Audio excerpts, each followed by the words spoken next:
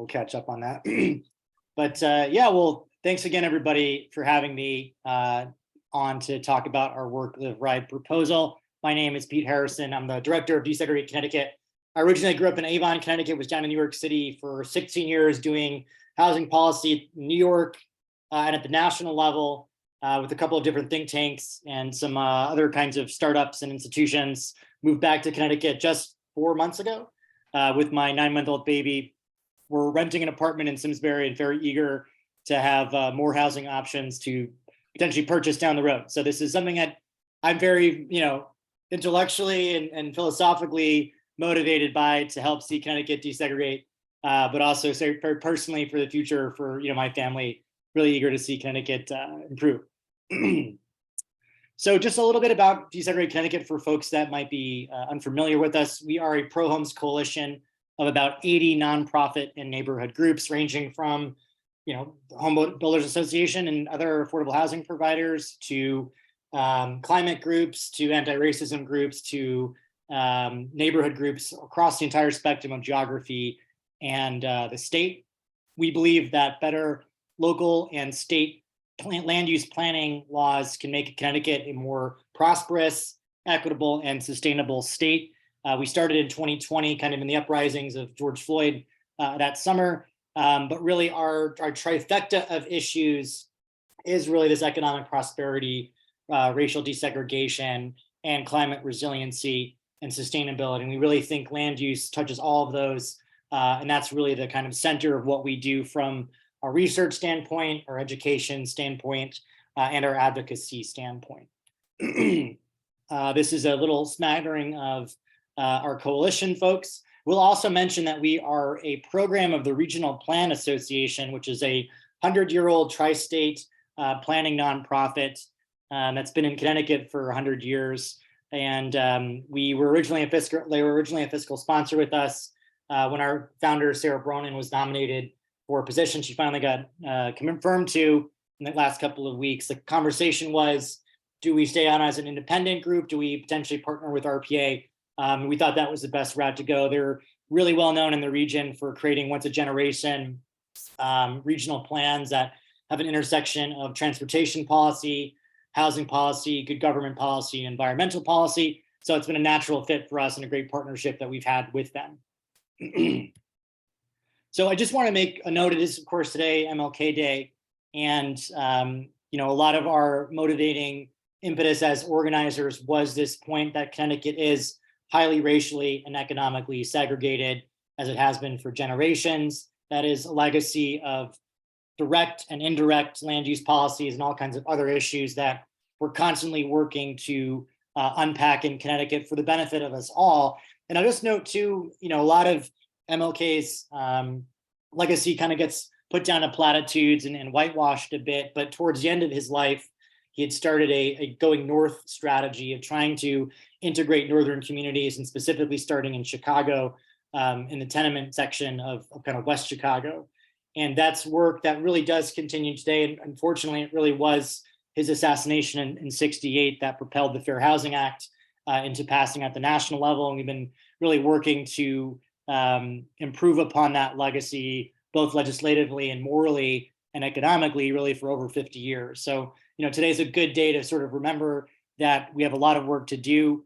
Private sector, public sector, nonprofits, for-profits. We've all got a lot of work to do to improve certainly our country, but particularly in Connecticut. And I think the upside for this argument is it is something that benefits all of us. It does get us to the core of what it means to be an American. So we hope to acknowledge that legacy today and every day, and certainly in our work. All right, so I wanted to give a little bit of introduction of who we are, what we believe, why we have this term of a pro-homes coalition. Basically, we believe in creating abundant and diverse homes and communities. We promote economic prosperity, social inclusivity, and environmental sustainability, as I mentioned. We think there's a massive potential in the 21st century for Connecticut to be one of the centers of growth in this country as our economy shifts radically, the environment shifts radically, and people's preferences shift radically. And of course, we saw a number of these trends in the last few years. We think Connecticut is uniquely positioned to benefit greatly from some of these changes that are certainly destabilizing lots of communities, and in some cases our politics. But if we focus on this as being a benefit for Connecticut and an opportunity to really redefine what it means to be from Connecticut, we think we could have a bigger, more prosperous state if we really think about this from a pro-homes landscape.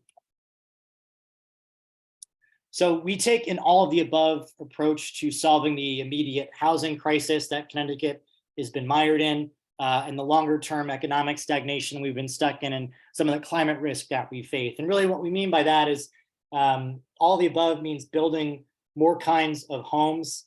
Connecticut has a lot of single family detached on large lots. I think we're good on that front. We need a lot of the missing middle type of housing, which I'll talk a lot about today, and other types of homes. So we need to build them all, whether it's private, mixed market, public housing, whatever it is, we need all of it. And we're gonna be part of coalitions to make sure that more homes are built and more kinds of homes are built.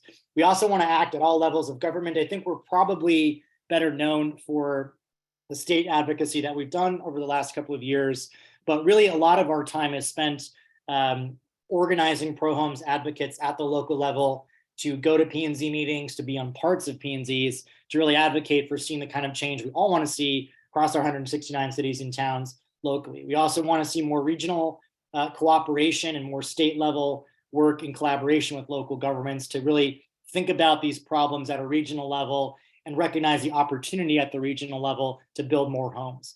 And finally, we work in and with a diverse amount of coalitions. I've talked about our specific coalition, which we're grateful for you all to be a part of.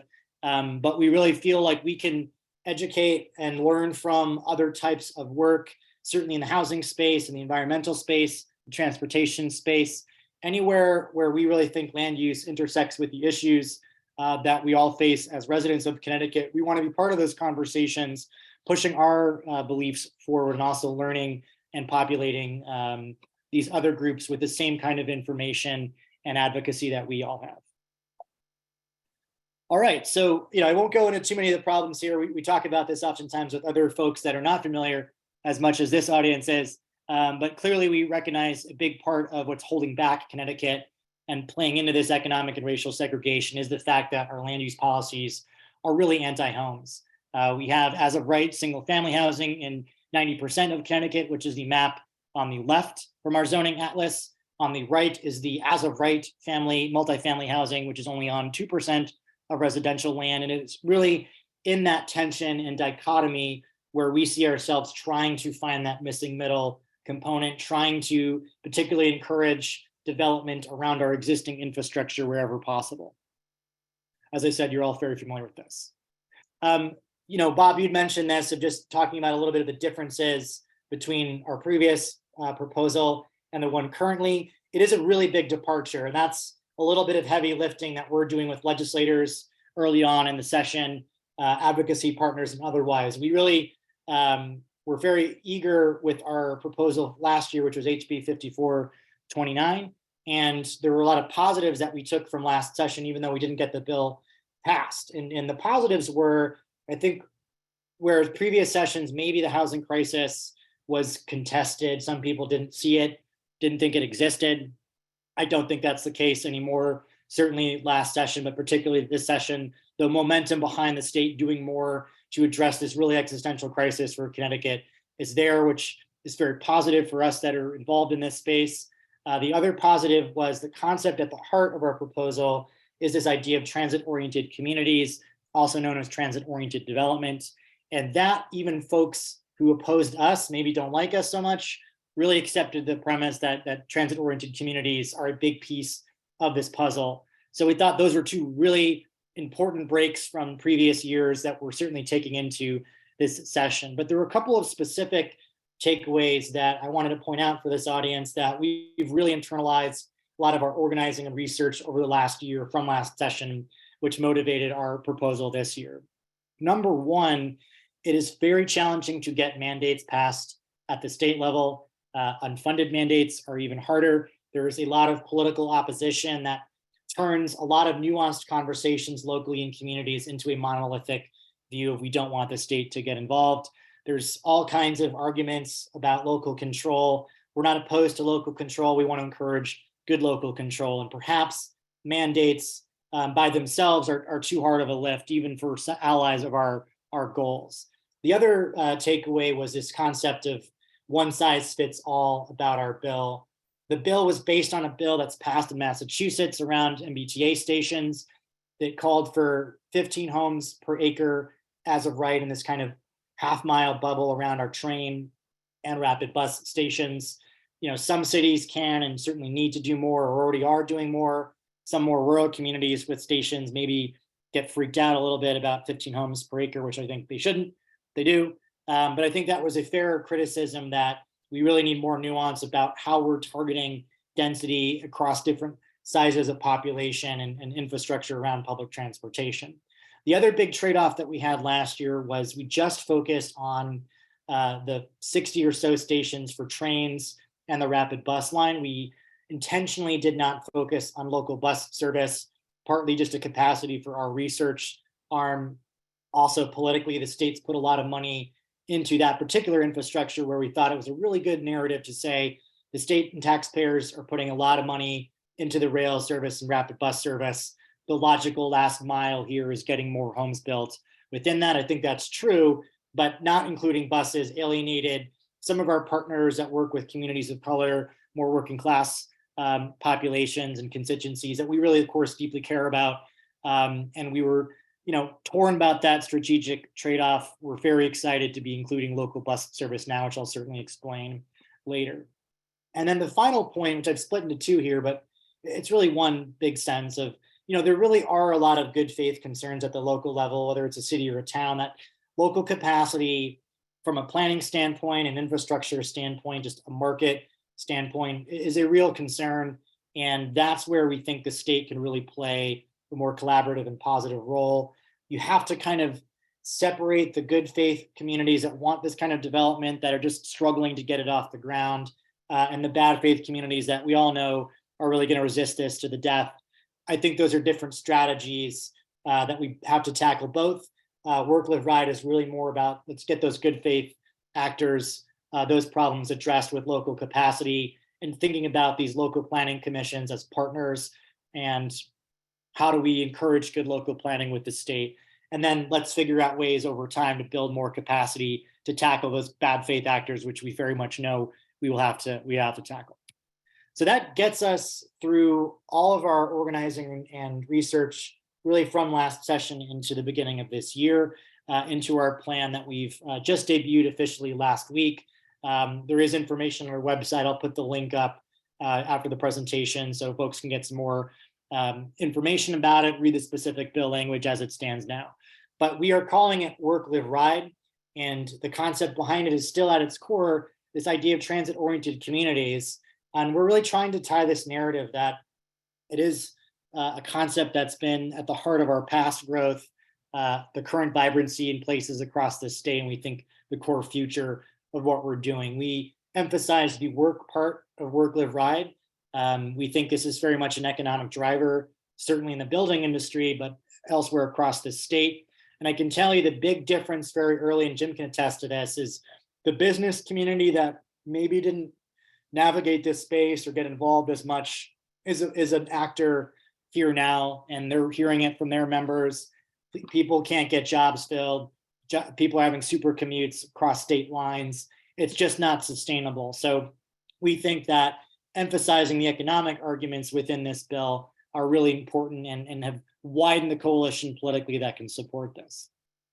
So Work, Live, Ride is actually a few things. Number one, it absolutely is a specific bill and a specific policy framework. We're introducing this legislation, and obviously I'll talk about that in more detail. But at the 30,000-foot view, it is really a bigger vision for a change in mindset in Connecticut, trying to capture this opportunity that the 21st century presents, which really means kind of retiring some 20th century planning and thinking in Connecticut. So very much Work, Live, Ride is going to be a concept we were promoting, not just this session, but in years ahead. We think there's going to be Work, Live, Ride 1, Work, Live, Ride 2, et cetera, but just trying to get not just pressure to get communities to build a certain kind of housing, but to get everybody in the state thinking in a different way about the opportunity that this moment presents us in this state. And then finally, very much we're an organizing group. We try to create pro-homes activists, get folks out in their community. So this is really a call to action to drive this conversation locally and with us during this session. So the specific work, live, ride framework in the bill that we're proposing now is a big departure from the mandate approach that we had last year. The number one takeaway from this is we are trying to incentivize good local planning by creating more homes as of right around our existing transit, bus, rail, rapid bus, normal bus, or local bus, whatever that might be. There have been programs that have tried to do that before. We'll talk about some of the important distinctions about that, but politically, that's a very big departure for us. We think that there's an opportunity to harness state resources across different agencies and actually help local communities that are trying to plan and build this kind of infrastructure that are meeting different kinds of roadblocks.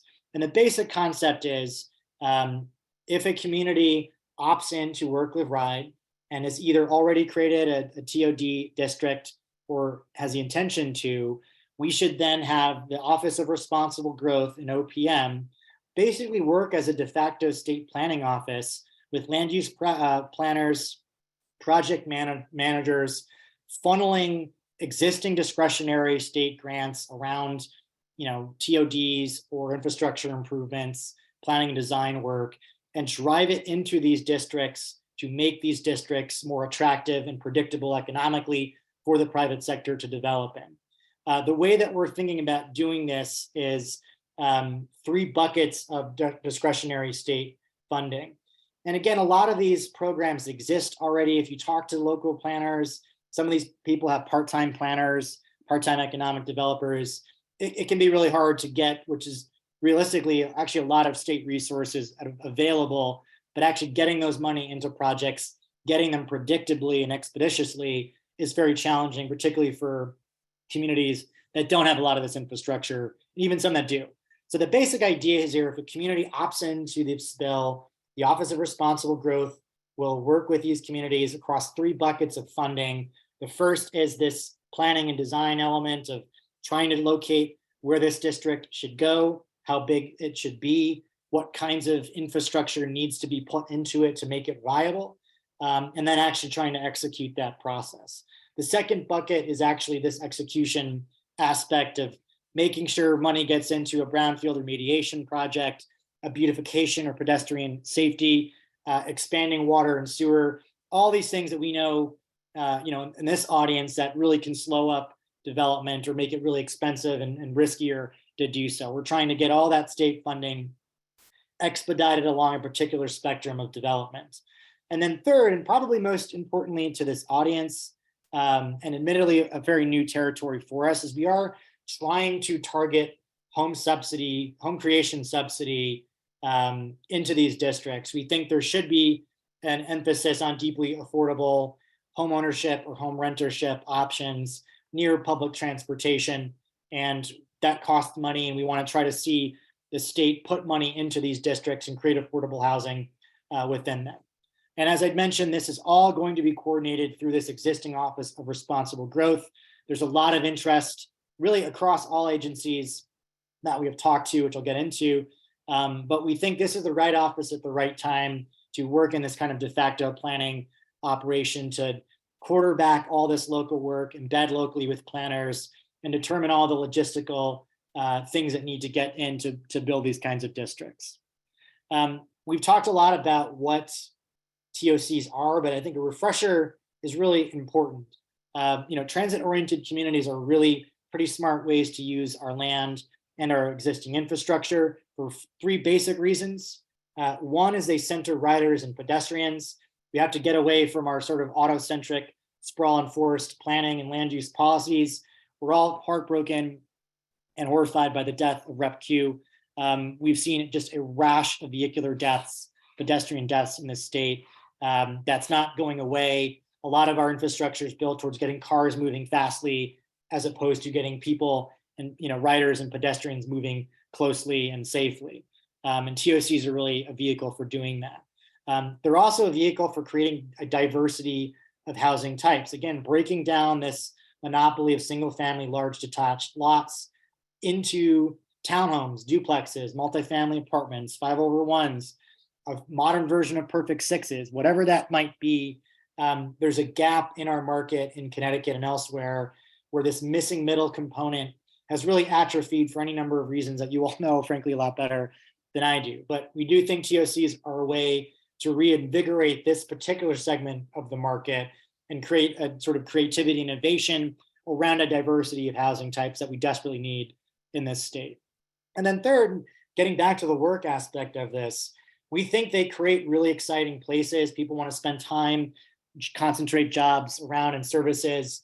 They're exciting places to spend time around. They're much more sustainable places to think about the future of our state. And we think that those are really the priority for where we should be focusing our growth in Connecticut. And something that we've talked about a lot over the last few years is this character argument. What is New England character? And it's not strip malls and cul-de-sacs, really. It's transit-oriented communities. The most beloved, dynamic places in our state are by definition transit-oriented, be it a river, a canal, train, whatever it is from the 19th, 20th century. These are the places people love spending time in already.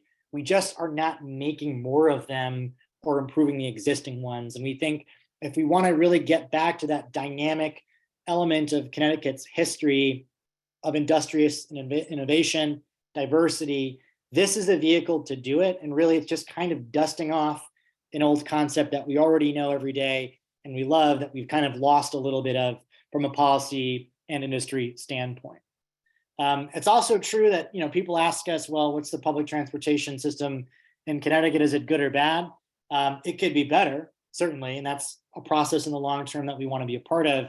But Connecticut today actually already currently has a very transit-rich network of infrastructure. There are 111 communities in our state that have at least a single regular bus line scaling up to trains and significant bus service. That's over 2/3 of the communities in Connecticut have some fixed transit already. There's 40 million annual rail rides. That's obviously pre-COVID. That number is coming back, but we all know it's not going to come back that same, Monday through Friday white collar commuter in Metro North.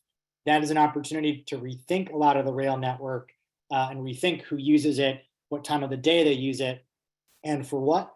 And even more so, there's a significant amount of bus ridership that is oftentimes erased politically, but 42 million annual bus rides, that number did not dip that much in COVID. That's already come back. The CT fast track has already gotten back and it's actually increased its peak time usage. So it's a rich network here. We know a lot of workers and students rely on it now, and we think that could be even improved upon by something like this. So I want to get a little bit more specific about work, live, ride, specifically that criticism I mentioned in this kind of one size fits all process. The second big takeaway, hopefully today, is that it's a very different approach to what we're talking about for these transit-oriented community districts. We are not really superimposing this half-mile bubble that's on the screen right now. It's going to be very different actually in practice. We are not outlining the size of the district, even specifically the location of the district. It has to be touching some radius of a public transit route or station, but it doesn't have to be this half-mile radius. And specifically, we are designating different density requirements based on the population of a community and the transit infrastructure in a community. So basically, these are the three tiers we've divided every community in Connecticut into. At the top is a rapid transit community. This is a town or city with at least one rail or rapid bus station. That's the 40 communities that we really focused on last year. Within the rapid transit community designation, we have different tiers of density based on the population. So, Bethel, Connecticut, that's got under 25,000 people, has 20 homes per acre that we're looking to get.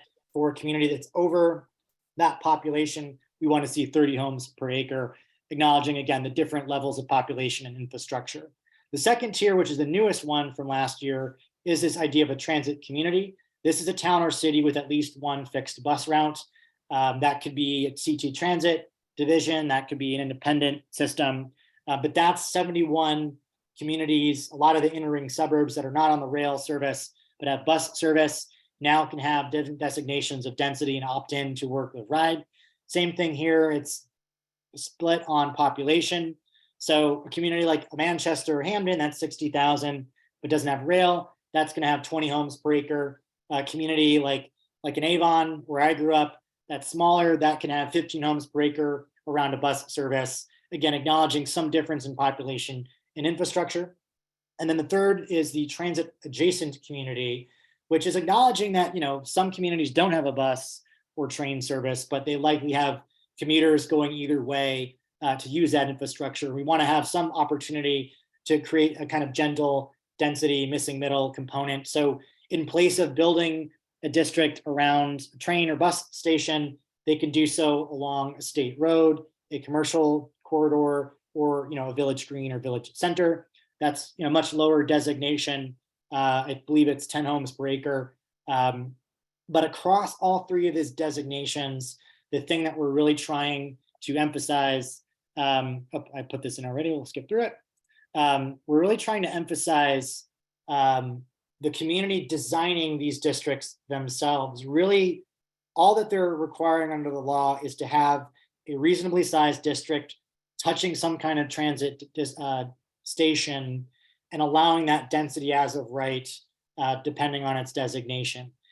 We want to see this as of right development of mixed use, mixed income, and specifically missing middle development.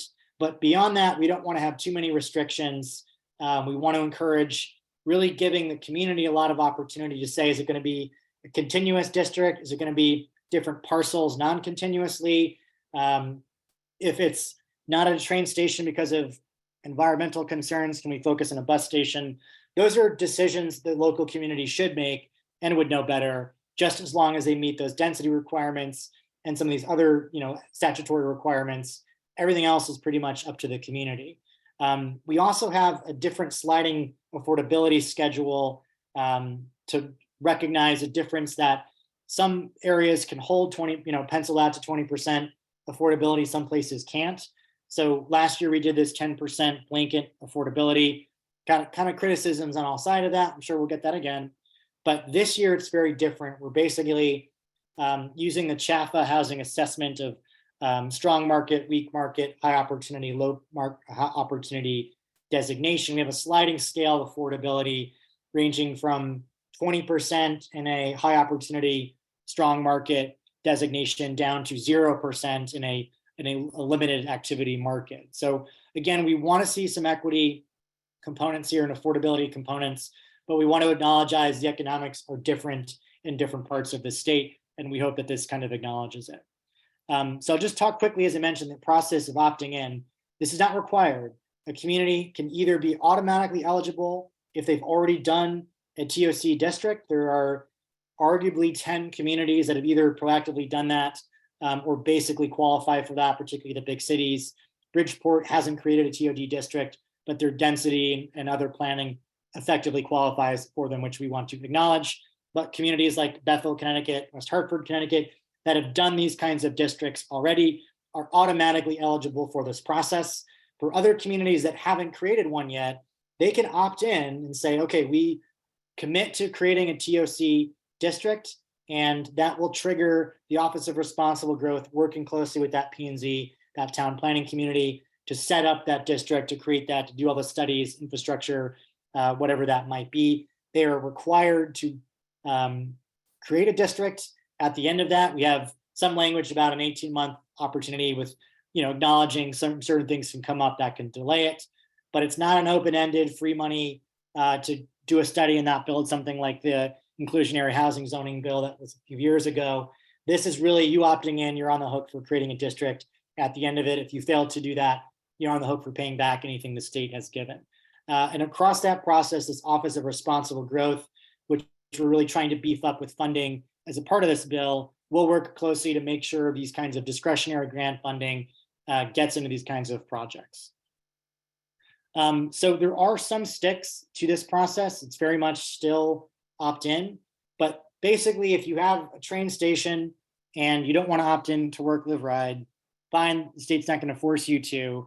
But if you want to beautify your main street in downtown, you're not going to be eligible for state money to do that. You got to pay for that yourself. We think it's entirely reasonable to say the state has resources. We want to invest those resources, but we want to do so in communities that understand their opportunity and responsibility to grow. In communities that are not there yet politically, that's fine. We're not going to force them to do so, but they shouldn't be getting our taxpayer money to build resources when they're not opting to grow in. So that's basically the extent of the stick, but we think that's a pretty reasonable place to start.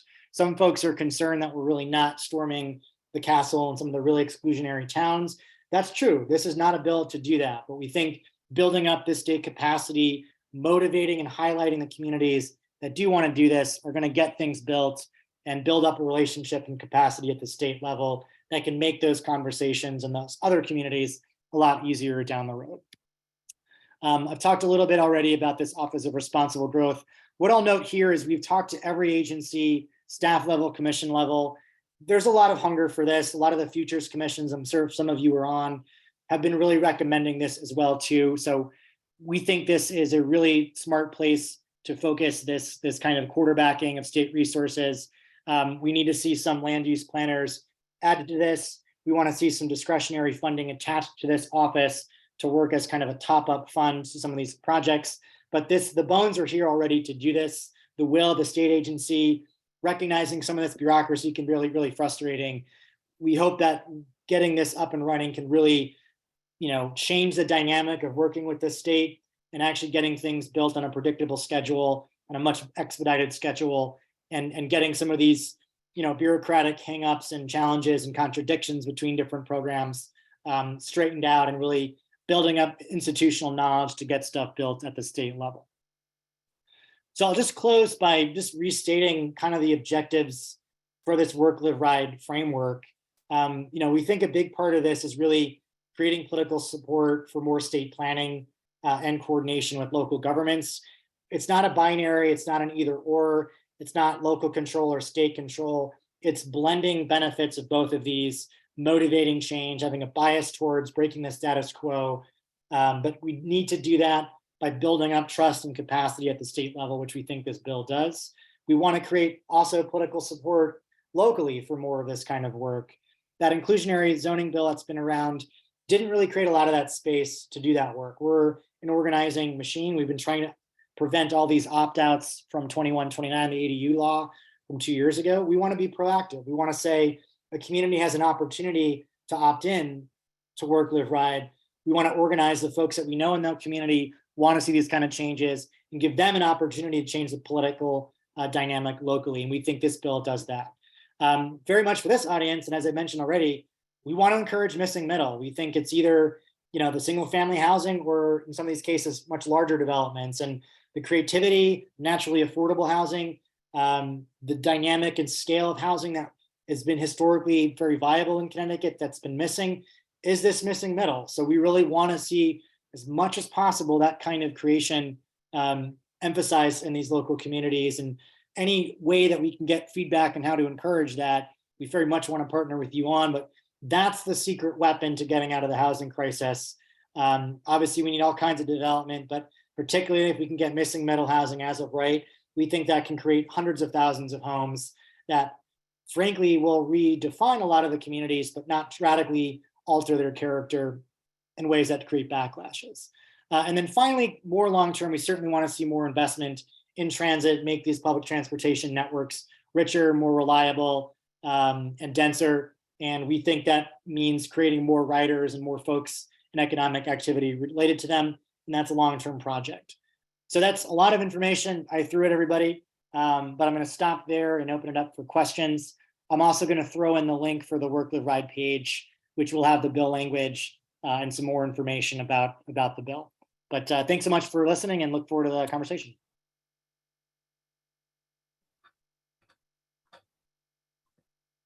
Well, thank you, Pete. That was really informative. You actually answered a lot of questions that I had from your presentation on Friday, so thank you. That was excellent. I'm sure there's a bunch of questions, so if anybody wants to either type something in the chat and Jim can pull those up, or raise your hand and I'll do the best I can to find you and allow you to ask your question. I think the best way to go about this is have folks raise their little emoji hand, and we'll call on them as we see them.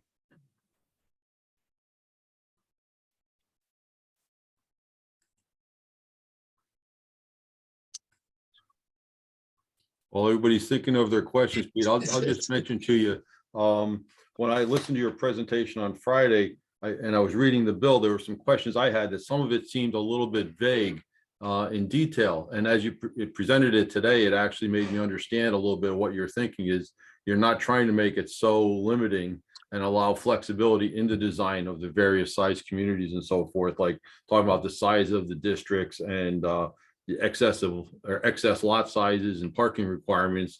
And you're really trying to do that intentionally to free up the flexibility at the local level to decide what's appropriate for their location, which I think is and now that I'm understanding it, it's great. I love that aspect of it. So yeah, and you know, we really internalize a lot of the good faith and bad faith arguments against the bill or for the bill last year. Again, it's this idea that it's either local control or state control, I think is a false question. And there are lots of communities in Connecticut that do want to see this kind of development and, have legitimate capacity issues or concerns or questions. And we want to give as much feedback and insight into these plans as possible. And that's the biggest, I think, in people's minds. We don't want to see people to see this half-mile bubble around a train station as what we're talking about. We are talking about a much more nebulous, locally designed aspect. And one example I'll give you is in Guilford, Connecticut. They've got the train station on Shoreline East.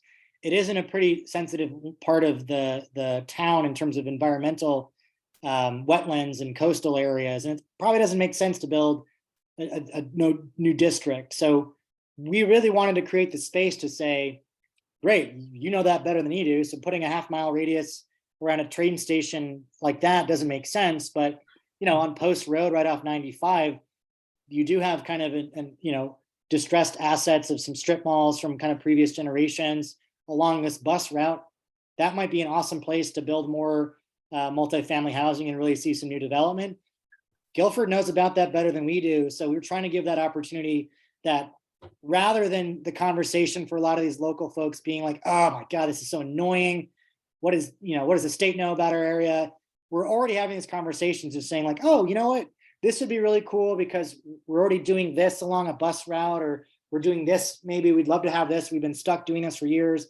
That's the conversation we're already having, frankly, with a lot of folks that opposed the bill last year. So I think that's really cool. That's starting to get through, but it's still an education process to make people aware that that's a lot of the mindset that we're bringing, which is very different than last year. Peter, looks like we have a question here from the audience. Chris Nelson, go ahead. Hi, Pete. Thanks for your presentation. There's a lot of really interesting stuff there. I guess this is a big question, but how do you build political support? One of your last bullets was build political support for kind of a local governments and state planners working together, because people in the know might jump on board or be able to be convinced, but political support has to come from the town, the residents that don't want change. And so it's kind of, we know we have to do this stuff, and people have been trying 100 different ways for the past 25 years, but we're just not getting anywhere. What would be different that would try to help build that support? Yeah, and it's a great big question. I don't want to sound aggressive, but I do think the difference is actually us. We are really good at organizing local communities, getting people out to P&Zs, getting people excited locally about what we're doing.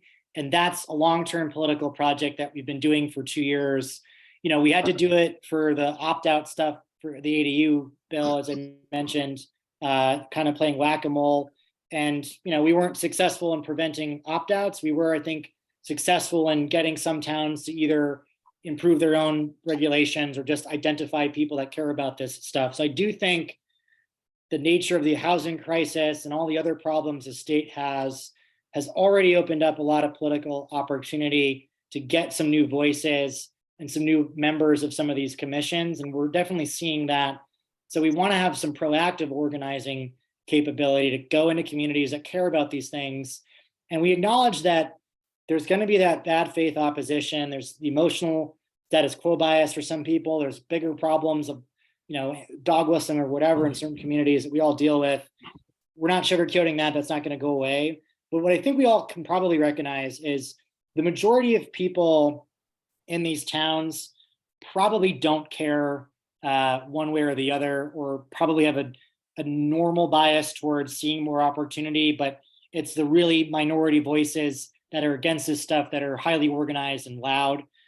So we want to elevate the fact that that's not really representative of communities. We also want to, of course, acknowledge that the people that would benefit from this housing aren't there, right? They're either not currently living in the town, maybe they're living with their parents and don't know about the meeting, maybe they work in town and commute home. There are a lot of people that we know that need to be politically activated to get this change happening. So that's happening under the surface, and we just think we need something organizing that, some resident in the town that maybe gets shouted down for wanting more housing doesn't have much to really defend working with the state in the current dynamic. If the new dynamic is, hey, there's a bucket of money and technical expertise to build this stuff that we want to build and have control over where we go, what is the argument against this? I think that's a much easier argument for those residents to make than they have now. And that to me is a better political organizing question. And look, there's still going to be those resistance, there's still going to be backlash to it. I think creating the capacity of this Office of Responsible Growth, having some wins where voluntarily communities that are interested in building this stuff sees actual development, sees cute little mixed unit downtowns being revised, old kind of strip malls getting redeveloped.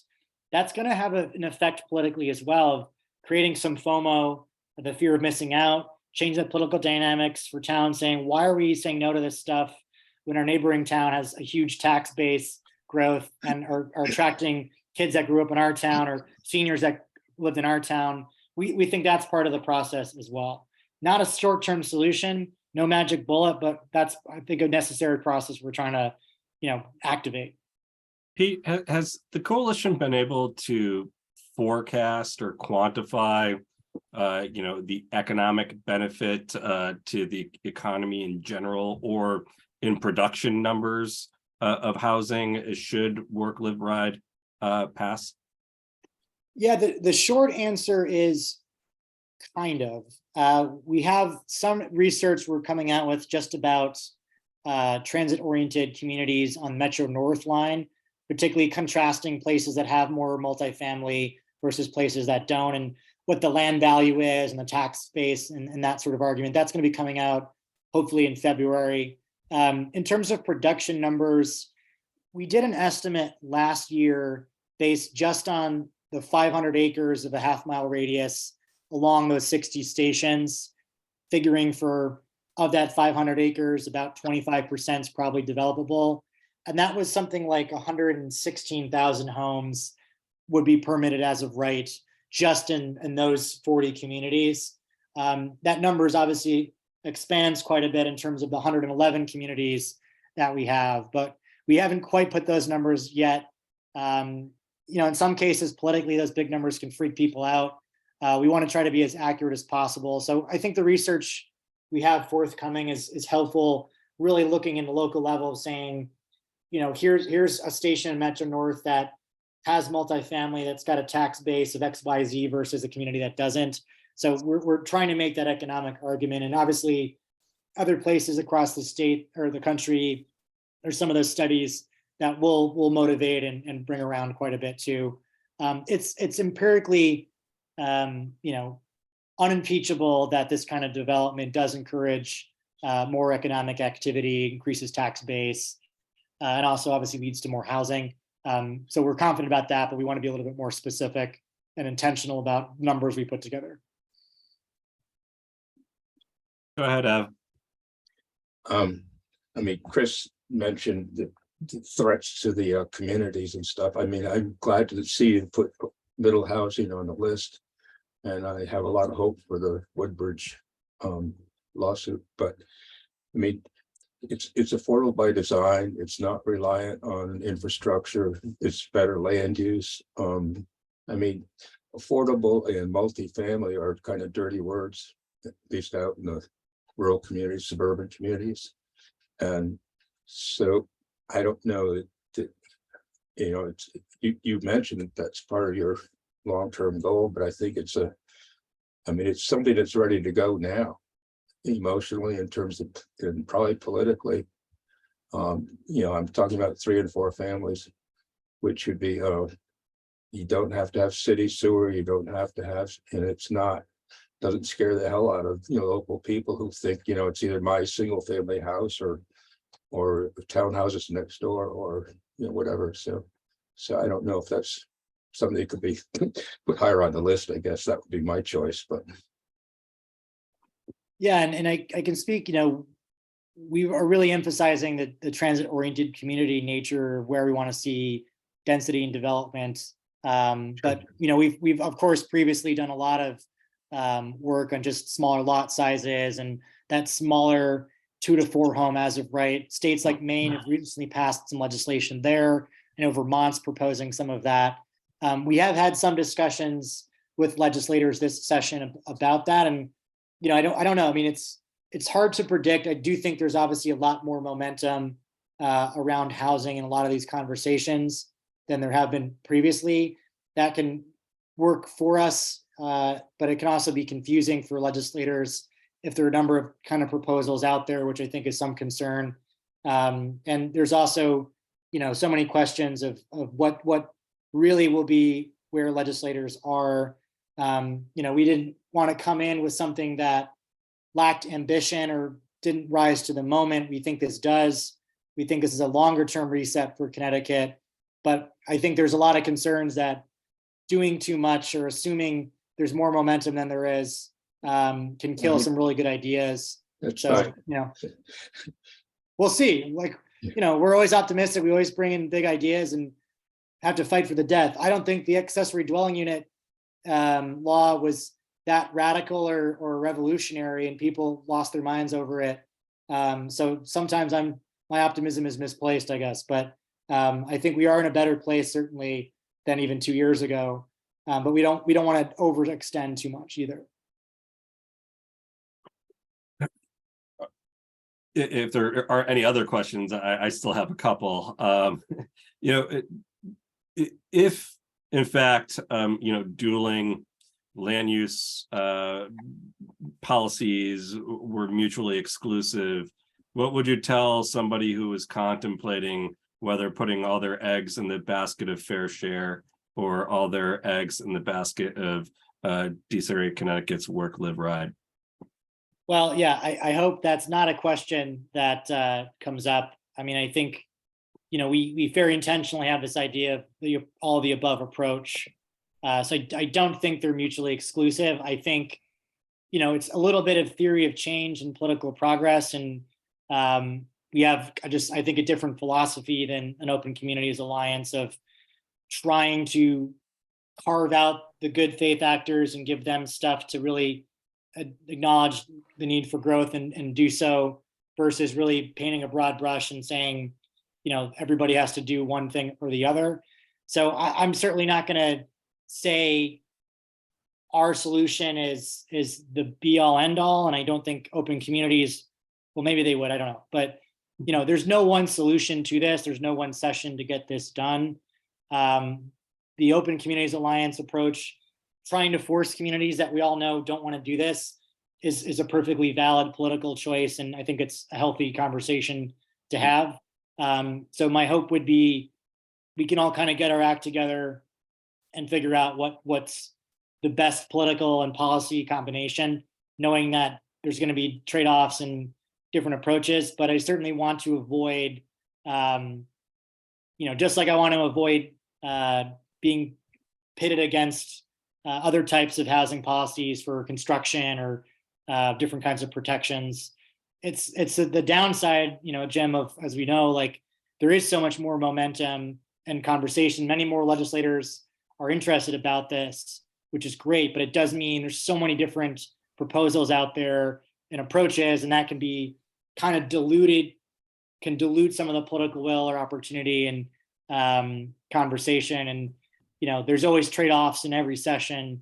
But we think very confidently our approach is a good policy, good political approach. I think we've certainly been validated by the conversations we're having with legislators and leadership and a number of different folks that, again, were either on the sidelines with us last year or opposing us last year, seem to be much more interested in our approach. So we think that sort of speaks for itself. But it's early in the session. We'll keep those conversations going. Yeah, and I wouldn't say that the two concepts are mutually exclusive. I mean, what I would say is I would agree in part with what you had said, that there really is that cacophony of voices and noises at the legislature, beyond housing issues, but in with housing issues alone, there's a real cacophony of voices. And right now, I think that the legislature really has limited capacity to focus on one major initiative pertaining to housing or to focus beyond one major initiative. And so I do hope that there is like a coalescing of ideas and concepts that can be workable and manageable and eventually be passed. So I think that's really the big end note there is something that CCM can get behind, and some of those other lobbying interests that may not be readily on board with something like this. I mean, it was great to have CCM on board the last time around, but we saw what that did to them internally. And Joe DeLong really got smacked around a bit as a result. But it'll be interesting to see how it all plays out. It looks like Chris has another question. You're muted, Chris. Yeah, I did have another question. I was just trying to think through how this would work in the town I happen to be in, which is Simsbury. But I'm here too, actually. The infrastructure improvements and getting money, usually I guess there's two ways to get something like this going. Either the town has to do the planning and then go get the infrastructure money and just pave the way for developers and builders like us to come in and pick up property that may be in that area. But usually I think what happens is somebody like us will come in and say, hey, if we can do this and this and this, you've zoned the area for it, but we need all this infrastructure improvement, or we need this.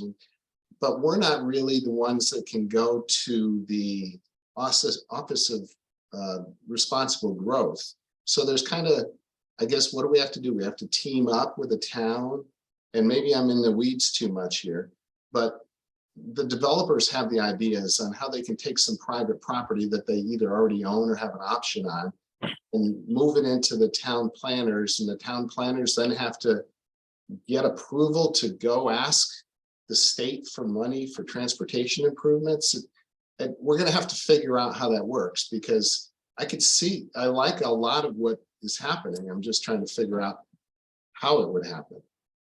Yeah, I mean, and that's a great question, right? I mean, so much of this dynamic is developers taking that initial risk and trying to get, the different zoning and the particular property level.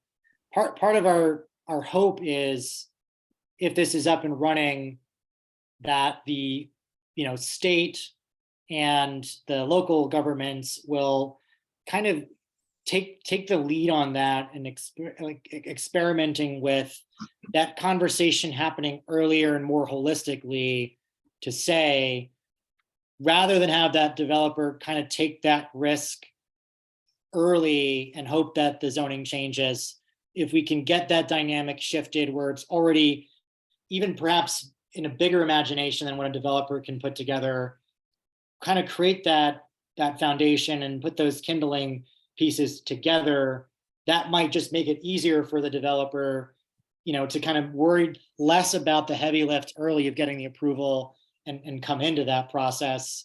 And I live in Simsbury. I live in the ridge at Taco Mountain. I mean, that was a great example of form-based code, Right. foresight, and a lot of different things that probably wouldn't happen in a high percentage of communities. So even in Simsbury, I understand there's a lot of those challenges of, getting that kind of work together. But there are examples where that is kind of happening. But to the extent where the developer side of it is, obviously in terms of this audience, I'm happy to get feedback of even how we're talking about this or thinking about this with partners in the legislature, of how to take some of that pressure and lift off of developers, but keep some of that momentum or skill set of negotiating some of that in place. We're very much open to that conversation and figuring out what's best there. But I just Which don't comes think first? Sorry, I didn't hear you. Oh, I said, which comes first? Our experience in Farmington and even in Simsbury is we have to bring the application in, get them to change it to a pad or to a zone that will accommodate, and then we can so it's a two-step process. And I think the town doesn't necessarily often want to go making changes. They need somebody like a developer to come in and say, hey, we'll help you do this, and here's a plan that will work. If a town can do it, great, but they just have an awful lot of property owners that are going to piss off in the process. Yeah, and I think part of this Office of Responsible Growth is getting a different voice into that conversation too, of saying we need to, shape the table a bit here and get some of this stuff zoned and infrastructure proactively, because we all know the politics are very different when it's like developer led. In some cases that's positive, in some cases that's complicated. We think if there's more of a local buy-in plus state oversight and collaboration, maybe that does change the dynamic where a lot of towns are reactive. Let's make it proactive, and let's make it less about a specific development, which can bring out a lot of opposition that's, kind of untethered, and actually make it more about, it's not about the individual developer or the individual development. It's about what do we want the community to be. And I think that's a political ground that we're just better prepared for. And I think it's a different dynamic politically. But that's the theory. Look, we have some anecdotal stuff here and there in Connecticut and places where we kind of think this can work. But I'm not pretending we know what it plays out like. And having these conversations are really, really helpful for us and our legislators, because we do want to walk through really mechanically how this would work. What are the real problems? Who's driving this narrative right now? And if we need that narrative still driven by the same people, how does this help them do it easier? I think is a good place for us to start. So I think that might be a good place to segue to our next part of our meeting, unless there are anybody here that has any burning questions to ask Pete before he leaves. Doesn't appear to be so. So Pete, I just want to thank you.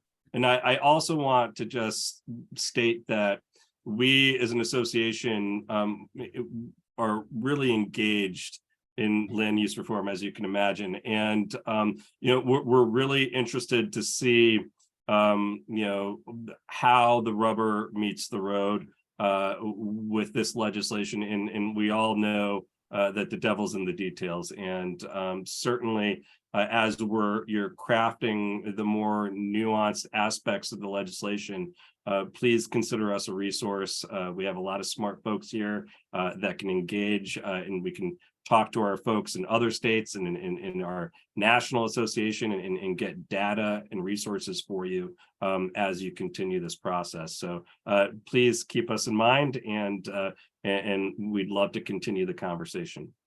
Yeah, thanks so much, Jim, for the invitation and working with us on this, and we will absolutely take you up.